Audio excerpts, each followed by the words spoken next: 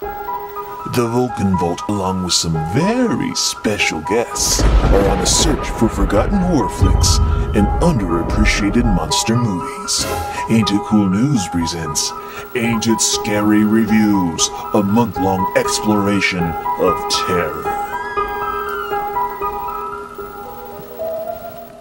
Welcome to Ain't It Scary Reviews. Today we got AJ here in the house. He works here at Vulcan Video. AJ, what have you picked out for us? Today I've got Tomie. It's a Japanese horror movie from 1999 based on a popular long-running manga. I first came across this movie after I saw Takashi Miike's Audition. I just had to see anything Japanese horror.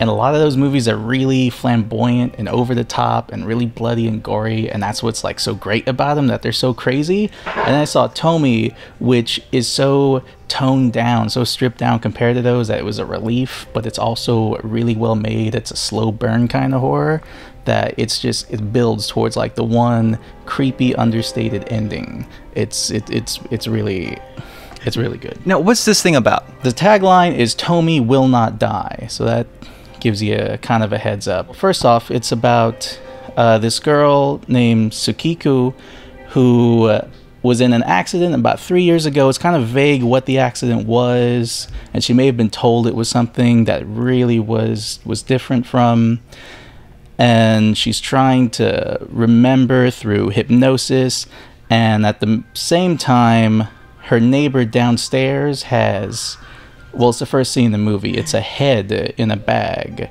And then a little bit later in the movie, but still early on, so no big spoilers, there's a little girl living with him. And then a little bit later on, there's like a young, like 20-something girl living with him. And they're connected. And the movie's finding out like what that connection is, what it means for Tsukiko. And also there is a detective who has been after Tomie because there have been 2 murder cases at the same time with the same girl, the same name, the same looks. How can there be 2 of one person? And it's like the great take on the obsessive detective, because he's very accepting that this is, he says like rather calmly, it seems that this is to be my life's work. He's like, well, you know, I guess this is what I'm going to be doing for the rest of my life. And he's very calm about tracking down this immortal demon girl. He's not like obsessed and crazy and like, no, you have to believe me. He's just like, yeah, well, I got to go to the next crime scene now because no one's going to believe me there either. And then they all come together in the most excellent way. Now, what would you compare this film to? I would compare it to American horror movies from the early 1970s.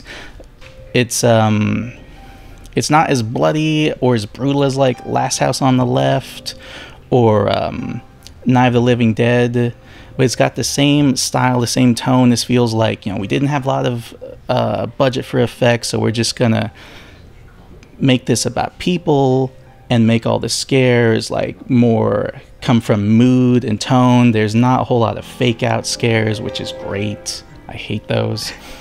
And yeah, it feels like a 1970s American horror movie, and it has this really creepy song that's like an acoustic folky type song that you would like have heard from a 70s movie in America.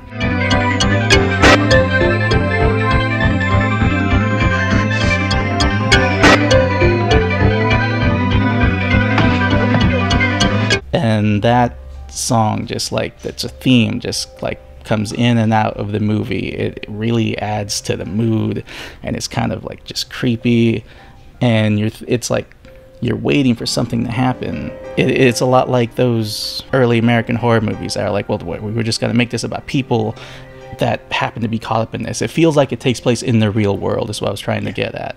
Yeah. Awesome. All right, so the name of the movie, Tomie. Yep. Awesome. AJ, thanks so much. Thank you. And for more news and reviews, keep checking in with ain'titcool.com.